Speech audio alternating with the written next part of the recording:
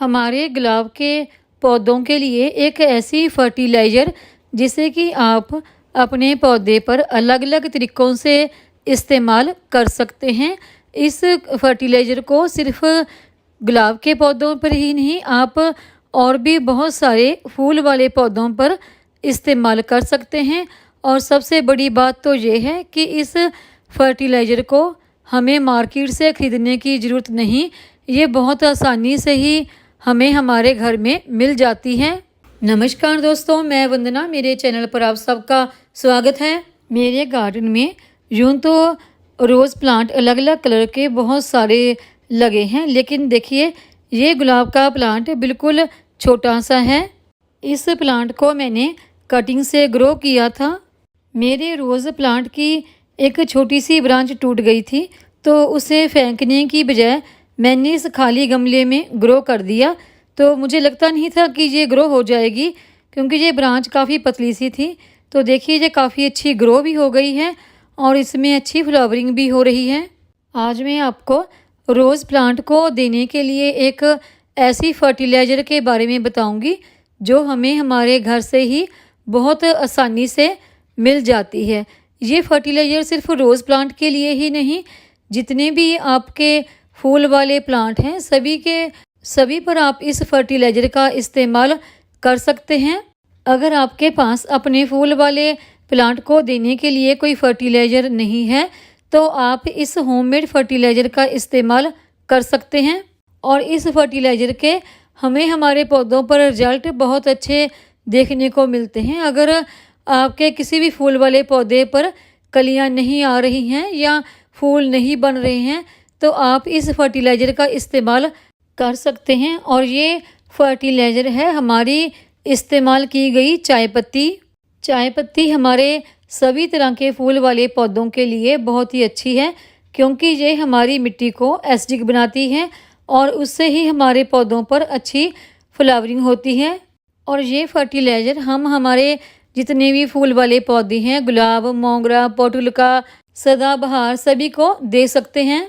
अगर आपके पास अपने फूल वाले पौधों को देने के लिए कोई भी फर्टिलाइज़र नहीं है, तो आप इस्तेमाल की गई या फिर फ्रेश चाय पत्ती है तो उसका इस्तेमाल कर सकते हैं। ये एक नेचुरल फर्टिलाइज़र है।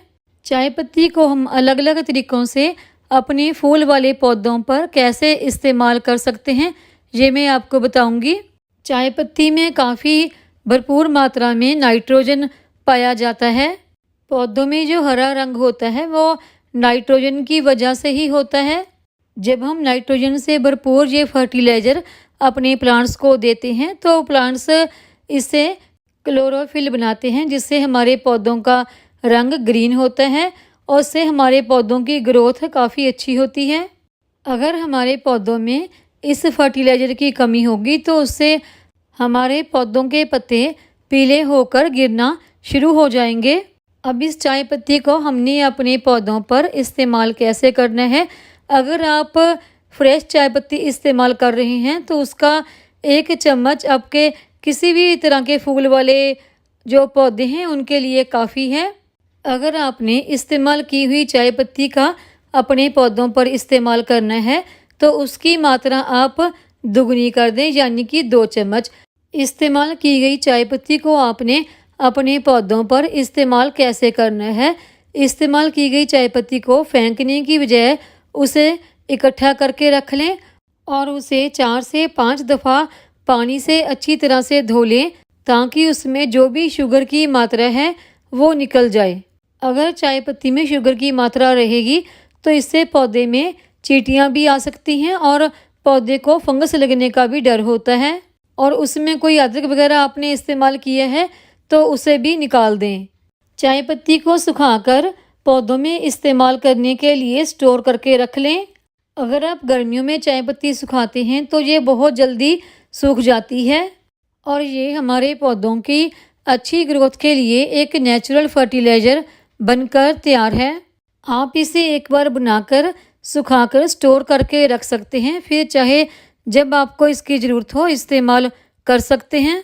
फ्रेश चाय पत्ती के मुकाबले इस्तेमाल की गई चाय पत्ती का आप अपने पौधों पर इस्तेमाल कर रहे हैं तो उसकी मात्रा दुगनी रखें।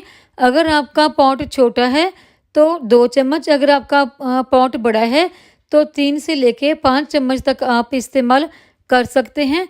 चाय पत्ती को इस्तेमाल करने से पहले गमले की मिट्टी की अच्छी तरह से गुड़ाई कर लें। मेरा ये गुलाब का जो प्लांट है ये काफ़ी ज़्यादा छोटा है तो और ये मेरा गमला बड़ा है, तो इसलिए मैं इस चाय पत्ती को इस पर 2 चम्मच ही इस्तेमाल करूँगी। गुलाब के पौधों के लिए चाय पत्ती बहुत ही बेस्ट फर्टिलाइज़र होती है।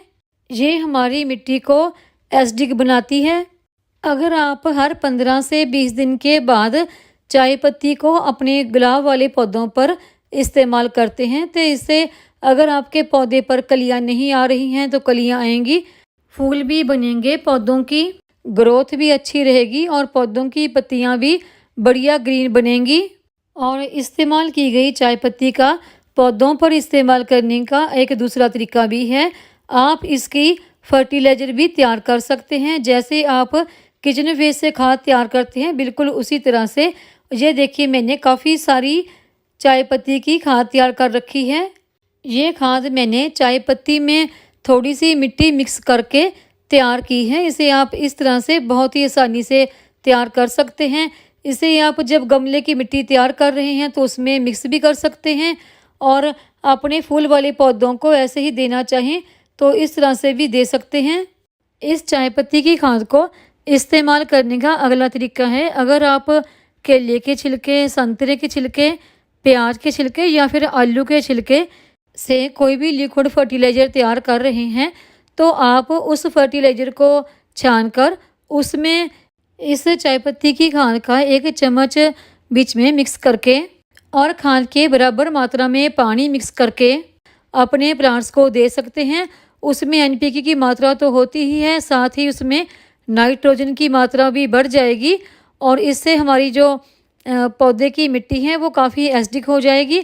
और ये फर्टिलाइज़र आप अपने सभी तरह के फूल वाले पौधों पर हर 15 से 20 दिन के बाद एक बार इस्तेमाल कर सकते हैं, जिसके कि रिजल्ट आपको बहुत ही अच्छे देखने को मिलेंगे। और ये फर्टिलाइज़र हमारे सभी तरह के फूल वाले पौधों के लिए एक बेस्ट फर्टिलाइज़र है।